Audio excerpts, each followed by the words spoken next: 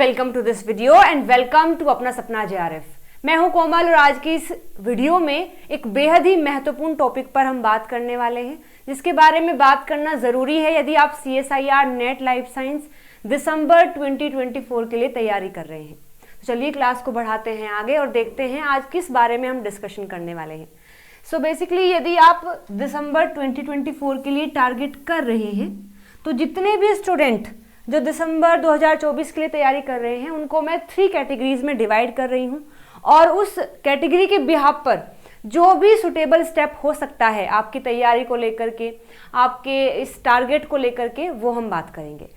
तो जो भी स्टूडेंट दिसंबर 2024 के लिए तैयारी कर रहे हैं उनको हम 3 कैटेगरीज में डिवाइड करेंगे, जिसमें सबसे पहले हम उन्हें रख रहे हैं जो कि फिलहाल अपनी मास्टर्स में है, जो फिलहाल MSc कर रहे हैं और साथ में वो नेट की तैयारी भी करना चाहते हैं।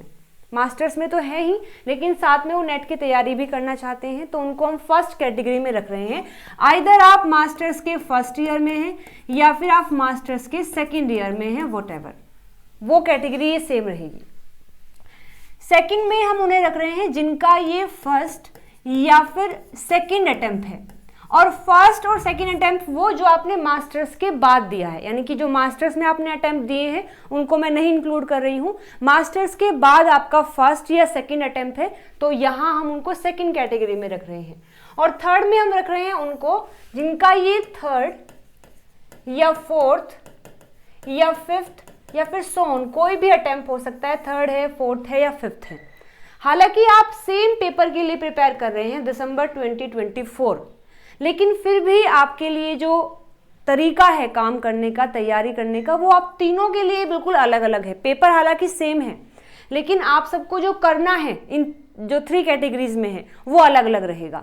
सबसे पहले हम बात करेंगे जो मास्टर्स में है, आइदर फर्स्ट ईयर या सेकेंड ईयर, उन्हें किस तरीके से प्रोसीड करना है। जिनका ये फर्स्ट और सेकंड अटेम्प्ट है उन्हें किस तरीके से काम करना है, और जिनका ये थर्ड, फोर्थ या फिफ्थ अटेम्प्ट है उन्हें किस तरीके से प्रोसीड करना है। ठीक है, तो जिस भी कैटेगरी में आप आते हैं उसको आपको ध्यान से देखना है और चीज़ों को फॉलो करना है। तो सबसे पहले हम बात कर रहे हैं उन स्टूडेंट की जो फिलहाल मास्टर्स में है और नेट की तैयारी करना चाहते हैं।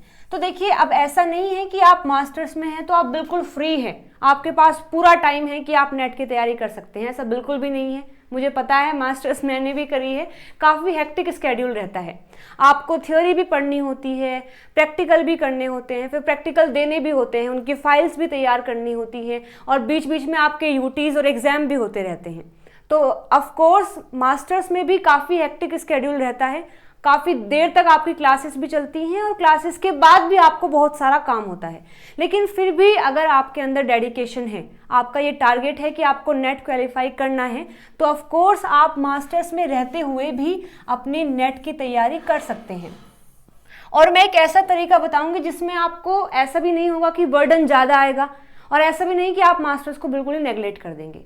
तो करना आपको बस ये है कि आपके मास्टर्स में जो भी सिलेबस है, फिलहाल अगर आप फर्स्ट ईयर में हैं तो फर्स्ट ईयर का सिलेबस आपको दे दिया जाता है सेमेस्टर वाइज, और अगर आप सेकेंड ईयर में हैं तो भी आपको सिलेबस प्रोवाइड करवा दिया जाता है। बस आपको ये करना है कि जो आपके नेट का सिलेबस है और जो आपके मास्टर्स का सिलेबस है, आपको उन दोनों को देखना है। और ऑफ कोर्स अगर आप नेट की तैयारी कर रहे हैं तो आपके पास नेट का पूरा सिलेबस ऐसे हार्ड कॉपी की फॉर्म में होना चाहिए। ये जो पूरा सिलेबस है ये नेट के लिए है, आप वेबसाइट पर जाकर के CSIR नेट की वहाँ से ही डाउनलोड कर सकते हैं और इसका प्रिंट आउट निकलवा के आप अपने पास रखेंगे।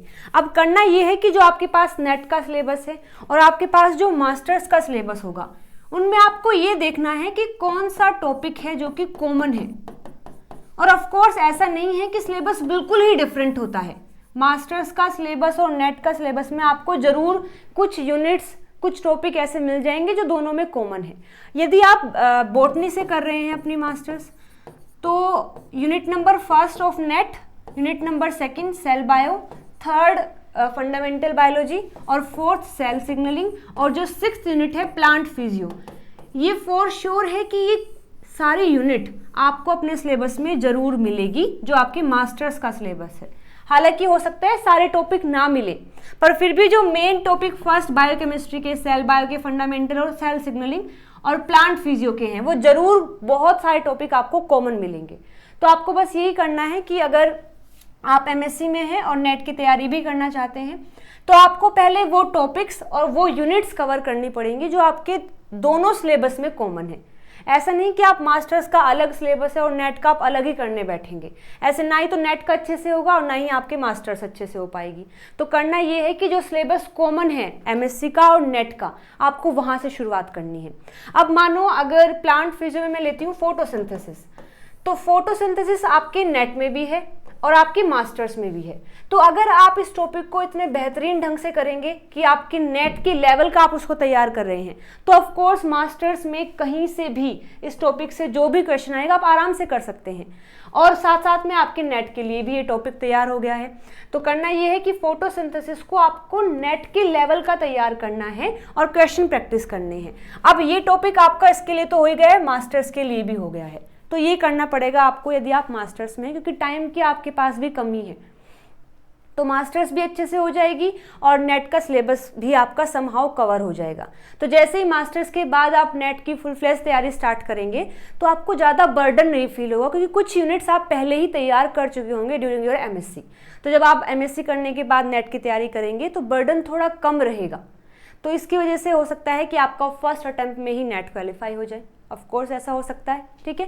तो यदि आप मास्टर्स में हैं तो आपको सबसे पहला यही काम करना है कि सिलेबस आप निकलवा लीजिए, नेट का भी और मास्टर्स का भी। वो टॉपिक जो भी कॉमन है दोनों में उनको लिख लीजिए या मार्क कर लीजिए और बस वहीं से अपनी तैयारी स्टार्ट कर देनी है। अब ये भी रहता है कि आप कोचिंग तो ले नहीं सकते नेट की, क्योंकि ऑफ कोर्स आपके पास इतना टाइम नहीं है। तो यूट्यूब पर भी ऐसे कई सारे यूट्यूब चैनल हैं जो कि फ्री ऑफ कॉस्ट आपको नेट के बारे में पढ़ा रहे हैं। और अभी जल्दी ही इस वीडियो के बाद ही मैं एक वीडियो और अपलोड करूंगी जिसमें मैं आपको सभी उन यूट्यूब चैनल की लिस्ट प्रोवाइड कर दूंगी जो बहुत ही बेहतरीन काम कर रहे हैं और फ्री ऑफ कॉस्ट आप वहां से पढ़ सकते हैं, ठीक है। तो बस फिलहाल आपके लिए काम सेट हो गया है कि आपको जो कॉमन टॉपिक है वहाँ से स्टार्ट करना है। और पढ़ना कहाँ से है?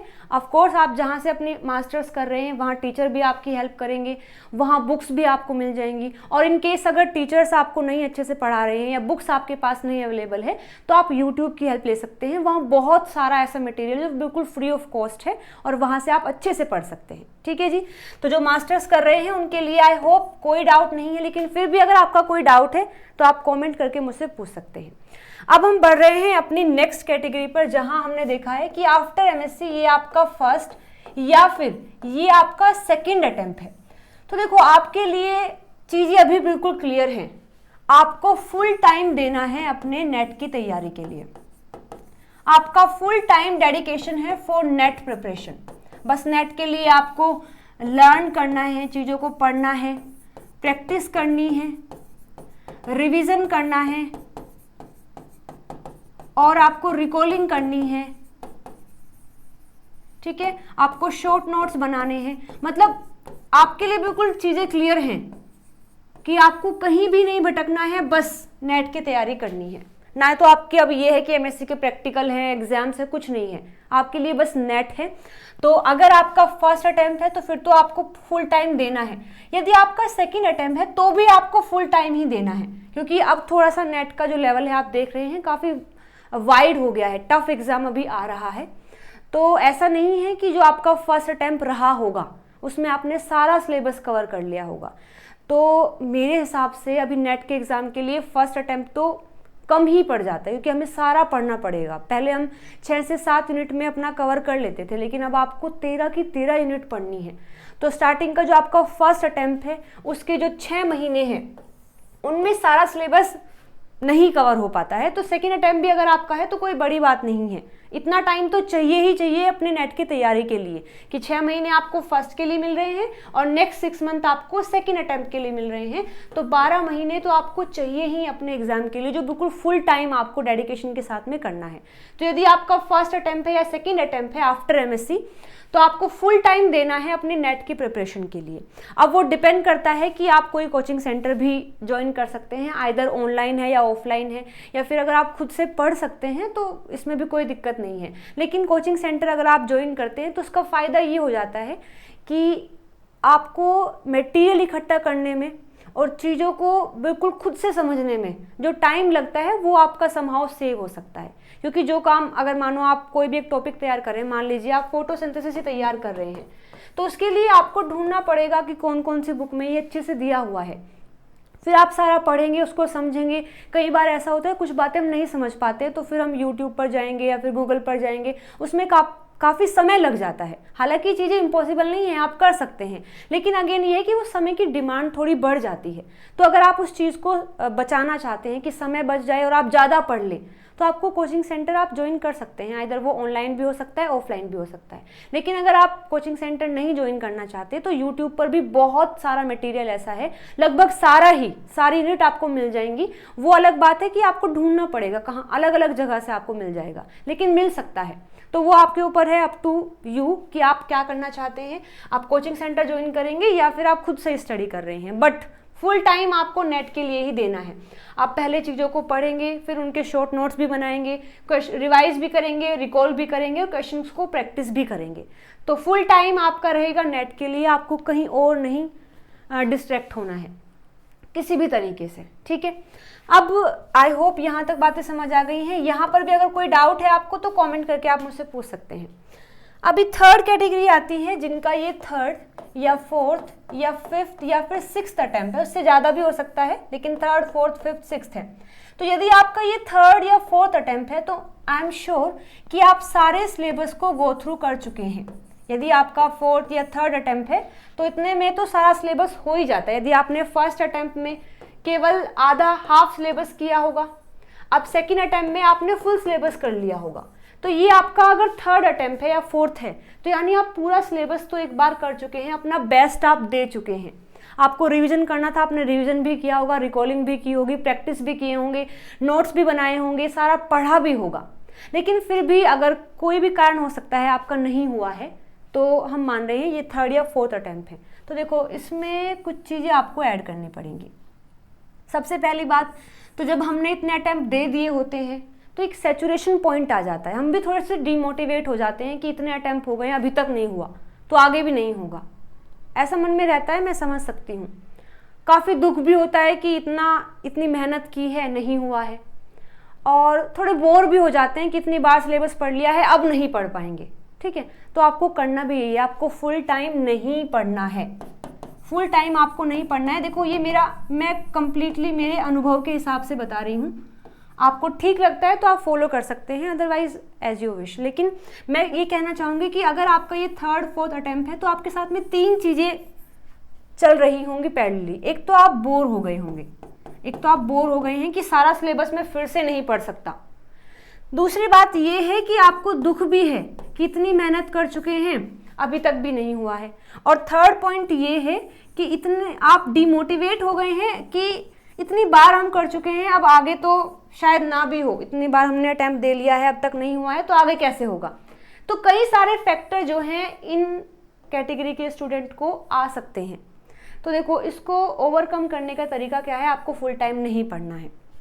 या तो आप ऐसा कर सकते हैं कि जो दूसरे एग्ज़ाम जैसे कि गेट है आप उसकी तैयारी कर सकते हैं, ICMR है आप उसकी तैयारी कर सकते हैं, बार्क है आप उसकी तैयारी कर सकते हैं, DBT है आप उसकी तैयारी कर सकते हैं। अब फ़ायदा क्या है इनकी तैयारी करने से? फ़ायदा ये है कि यदि आपको PhD करनी है तो आप गेट के थ्रू भी जा सकते हैं, आप DBT के थ्रू भी जा सकते हैं, और साथ साथ में फ़ायदा ये भी है कि जो आपका सिलेबस CSIR नेट का है समहाउ वो सिलेबस आपका गेट, ICMR, बार्क और DBT का भी है। सिलेबस लगभग सेम है, थोड़ा सा पैटर्न चेंज होगा, थोड़े नए क्वेश्चन आपको देखने के लिए मिलेंगे, तो माइंड में थोड़ा सा पैटर्न भी चेंज होगा, कुछ नई चीज़ें आपको मिलेंगी तो आप अच्छा परफॉर्म कर पाएंगे। ये मेरा खुद का एक्सपीरियंस रहा है। अगर आप गेट की तैयारी कर रहे हैं या ICMR है, बार्क है, तो थोड़ा सा जो आपका सैचुरेशन लेवल आ गया है नेट को पढ़ते पढ़ते वो थोड़ा सा और एक्सपेंड होगा, आप थोड़ा और अपने आप को सीखने का मौका देंगे, करने का मौका देंगे, आप बोर भी नहीं फील करेंगे क्योंकि नई चीज़ें आ गई हैं, एग्जाम का नया पैटर्न है, सिलेबस भी समहाउ थोड़ा सा अलग है तो कुछ नई चीज़ें आपको मिलेंगी। और अगर नेट नहीं हुआ है, मानो गेट आपका हो जाए, अच्छी रैंक के साथ में हो जाए, तो आप यहाँ से भी PhD के लिए प्रोसीड कर सकते हैं। या डीबीटी जेआरएफ अगर आपका हो गया तो आप यहाँ से भी प्रोसीड कर सकते हैं। बार्क में अगर हो गया है तो आप यहाँ पर भी साइंटिस्ट ऑफिसर बन सकते हैं। आईसीएमआर आपका हो गया है तो आप यहाँ से भी चीज़ें आप अपना स्कोप बढ़ा सकते हैं। ऐसा नहीं कि बस नेट नहीं हुआ है तो हम कुछ नहीं कर सकते, ऐसा नहीं है। ऑप्शन अभी भी आपके पास बहुत सारे हैं जिनसे आप आगे बढ़ सकते हैं, ठीक है। एक तो ये बात है। और दूसरी जो पॉइंट मैं ऐड करना चाहूँगी, देखो मैंने ये ज़रूर फॉलो किया है।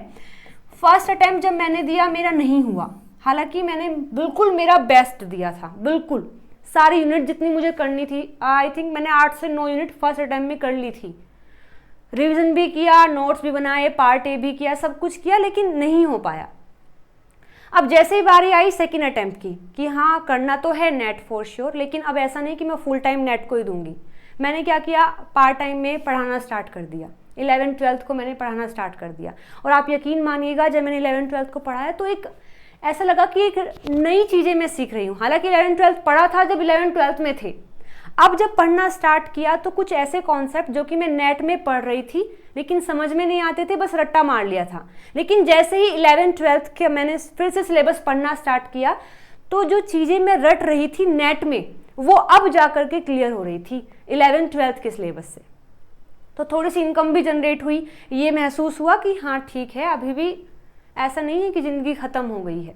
थोड़ी सी इनकम आई, अपने पैसे खुद हाथ में आए तो अच्छा भी महसूस हुआ, थोड़ा कॉन्फिडेंस भी बढ़ा।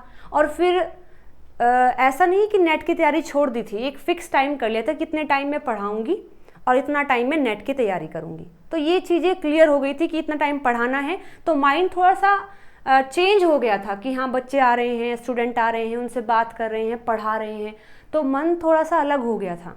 और फिर नेट की तैयारी भी अच्छे से हुई थी। वो सैचुरेशन पॉइंट जो आ जाता है ना, पढ़ते पढ़ते बोर हो जाते हैं, वो चीज़ें ख़त्म होनी स्टार्ट हो गई थी। तो आप देखो कुछ भी कर सकते हैं, या तो बस ये है कि आपको फुल टाइम बिल्कुल नहीं पढ़ना है, आप नहीं पढ़ पाएंगे, बिल्कुल नहीं पढ़ पाएंगे। ये फैक्टर जो ना साथ में चल रहे हैं तो इनको ओवरकम करना पड़ेगा। और ये कैसे ओवरकम हो सकते हैं, या तो आप कोई अदर एग्जाम की तैयारी कर सकते हैं, इससे भी थोड़ा सा ये पैटर्न चेंज होगा तो आपको अच्छा महसूस होगा, आप अच्छे से पढ़ पाएंगे। या फिर आप कहीं पर भी टीचिंग करा सकते हैं, पढ़ा सकते हैं आप, और कोशिश कीजिएगा आप 11th-12th को ही पढ़ाएं बस। जो लोअर क्लासेस हैं उनमें नहीं पढ़ाएंगे तो ठीक रहेगा, क्योंकि 11th-12th का जो सिलेबस है वो आपके नेट को भी कनेक्ट करता है। तो मेक श्योर यदि आप पढ़ाने जा ही रहे हैं तो केवल 11th-12th या नीट को भी पढ़ा सकते हैं। और एक टाइम भी फिक्स करना है, ये बातें आपको याद रखनी है कि टीचिंग अगर आप करा रहे हैं तो ये दोनों क्लासेस ही रहेंगी। साथ में आप टाइम भी अपना फिक्स करेंगे कि बस मुझे 2 घंटे पढ़ाना है, उससे फालतू नहीं। क्योंकि अगर आप यहाँ टाइम ज़्यादा देने लगोगे तो फिर नेट के लिए रह जाएंगी चीज़ें। तो यहाँ का टाइम भी फिक्स करोगे और अपना जो नेट का टाइम है उसको भी आप फिक्स करके रखेंगे कि आज मुझे ये यूनिट पढ़नी है, ये प्रैक्टिस करना है, ये रिवीजन करना है। तो ये 2 चीज़ें हैं जो इन चीज़ों को ओवरकम कर सकती हैं और आपको फिर से नेट की तैयारी के लिए रीस्टार्ट कर सकती हैं, रिफ्रेश कर सकती हैं। ठीक है जी। तो अगर अभी भी आपको लगता है किसी पॉइंट में कोई डाउट है, जिस भी कैटेगरी से आप बिलोंग करते हैं, आपको लगता है कोई पॉइंट अभी भी है जो मिसिंग है, जो मैं नहीं कवर कर पाई हूँ, तो आप कमेंट करके मुझसे ज़रूर पूछ सकते हैं। तो एक छोटा सा इनिशिएटिव था फ्रॉम माय साइड, मुझे लगा कि इन चीज़ों के बारे में बात करनी चाहिए और मैंने कर भी ली है। अभी जल्दी ही मैं आपको ऐसे यूट्यूब चैनल का लिस्ट प्रोवाइड कर दूँगी जहाँ से आप फ्री ऑफ कॉस्ट पढ़ सकते हैं और एक बेहतर कंटेंट वहाँ आपको प्रोवाइड हो जाएगा। ठीक है जी, चलिए तो मिलते हैं फिर नेक्स्ट क्लास में। Till then bye bye, take care everyone.